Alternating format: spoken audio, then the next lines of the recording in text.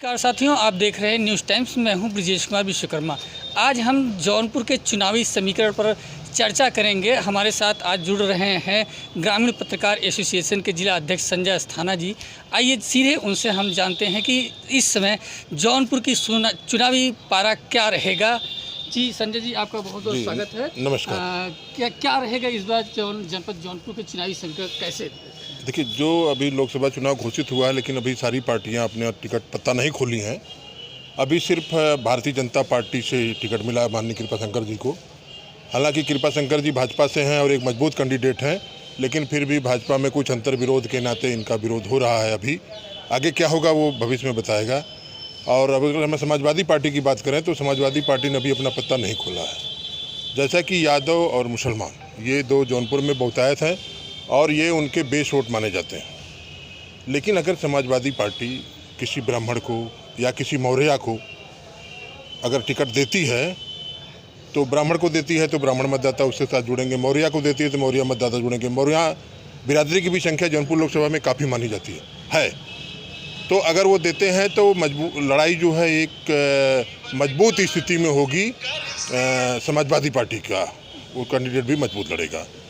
और अगर हम बात करें बसपा की, बहुजन समाज पार्टी की, तो बहुजन समाज पार्टी हालांकि अभी कुछ नहीं है, लेकिन जो उसका बेस वोट है वो अभी भी बरकरार है और वो मिलेगा।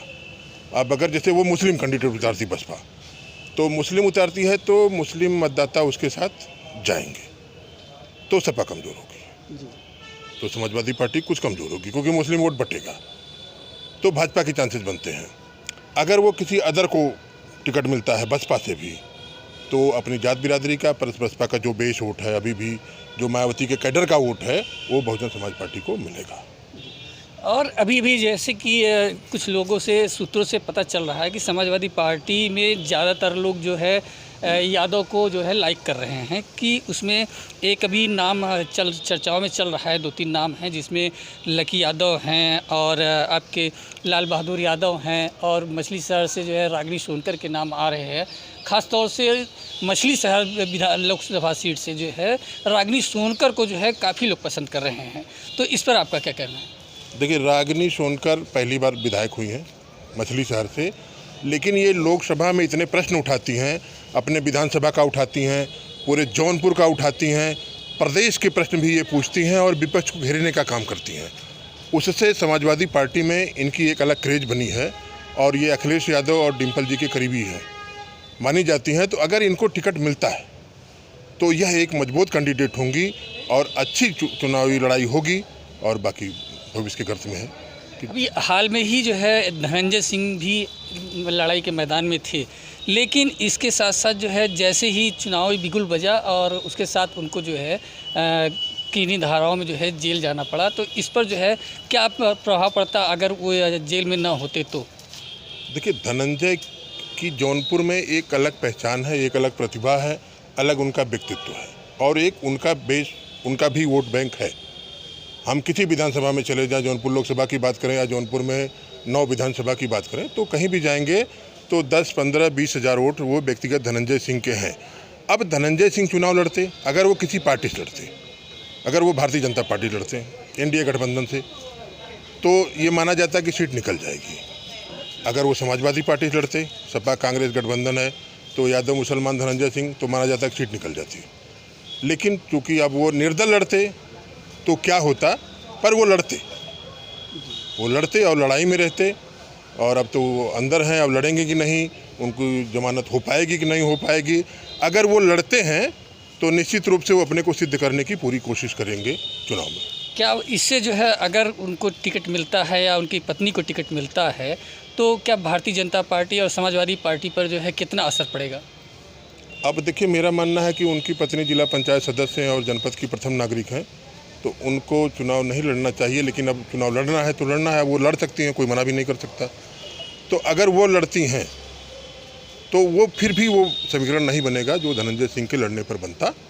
और लेकिन अगर कोई पार्टी टिकट देती है तो निश्चित रूप से लड़ाई मजबूत होगी और एक अच्छी कैंडिडेट होंगी वो। तो इसमें जो है भाजपा की क्या स्थितियां बनाई जा रही हैं, क्योंकि अभी तक किसी ने जो है अपने पत्ते नहीं खोले, किसी पार्टी ने, सिर्फ भाजपा ने अपने प्रत्याशी उतारे हैं और वह तेज़ी से इस समय जनसंपर्क अभियान भी चला रहे हैं।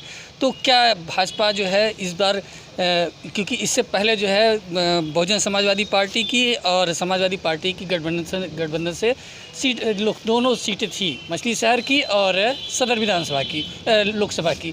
तो इसमें जो है एक सीट निकली, श्याम सिंह यादव हुए, दूसरी सीट जो है टी राम की थी जिसमें जो बीपी सरोज हुए। लेकिन आज जो है ऐसी स्थितियां हैं कि समाजवादी पार्टी ने जो गठबंधन है वो अपना दोनों सीट जनपद जौनपुर की रखी हुई है, वो गठबंधन में नहीं दी है। तो क्या इससे जो है साबित करना चाह रही है समाजवादी पार्टी?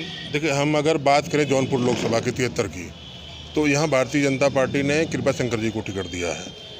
अब कृपा शंकर जी पब्लिक के बीच बने हुए हैं, बना रहे हैं, हालांकि वो नाम नए हैं, जौनपुर के मूल रहे, लेकिन उनका कर्म क्षेत्र महाराष्ट्र रहा है, तो वो महाराष्ट्र रहे। तो यहाँ कुछ लोग उनका विरोध अभी कर रहे हैं, लेकिन आने वाले समय में वो एक मजबूत कैंडिडेट होंगे, क्योंकि वो भारतीय जनता पार्टी से हैं और देश के सामने एक विकल्प भी नहीं है। तो उस पर भी देख रही है, जैसा मोदी जी कह रहे हैं 400 पार, तो उसका भी असर रहेगा और वो भाजपा अच्छी स्थिति में रहेगी और जीतने की स्थिति में हो सकती है। और समाजवादी पार्टी का भी प्रत्याशी आने के ऊपर, अगर समाजवादी पार्टी प्रत्याशी देती, जैसा हमने पहले बताया, अगर वो ब्राह्मण बिरादरी का हो सकता है, मौर्य बिरादरी का हो सकता है, तो लड़ाई बहुत टफ होगी जौनपुर 73 लोकसभा की। और अगर हम मछली शहर की बात करें तो मछली शहर का एक ट्रेंड रहा, जैसे 2004 में जब चुनाव हुआ था तो रामचरित्र निषाद जी वहाँ से चुनाव हार गए थे। 2009 में वो भारतीय जनता पार्टी के प्रत्याशी होते हैं और चुनाव जीतते हैं और बीपी सरोज जी हार जाते हैं। अब बीपी सरोज जी 2014 में भारतीय जनता पार्टी के प्रत्याशी होते हैं और वो चुनाव जीत जाते हैं। तो जो दूसरी पार्टियों में हारते रहे, भाजपा उनको टिकट देती रही, वो जीतते रहे। उसी क्रम में अभी टी राम का नाम चल रहा है, तो टी राम जी भी वो पिछला चुनाव 2014 में हारे हैं और 19 में वो भारतीय जनता पार्टी से लाइन में आए। तो अब टिकट जब मिलेगी तो उस पर भी स्थिति ज़्यादा क्लियर हो पाएगी कि कौन प्रत्याशी कैसा होगा। जी, जानकारी के लिए धन्यवाद। जैसा कि अभी आपने देखा कि ये हमारे साथ जुड़े रहे जो है ग्रामीण पत्रकार एसोसिएशन के जिला अध्यक्ष संजय अस्थाना जी ने बताया कि जौनपुर में चुनावी समीकरण क्या रहेंगे आने वाले समय में, जब अन्य पार्टियां अपने पत्ते खोलेंगी और प्रत्याशियों की घोषणा करेंगी, तब जो है ये समीकरण समझ में आएगा कि कौन विजयी हो रहा है। ब्रजेश कर्मा और विश्वकर्मा, न्यूज़ टाइम्स जौनपुर।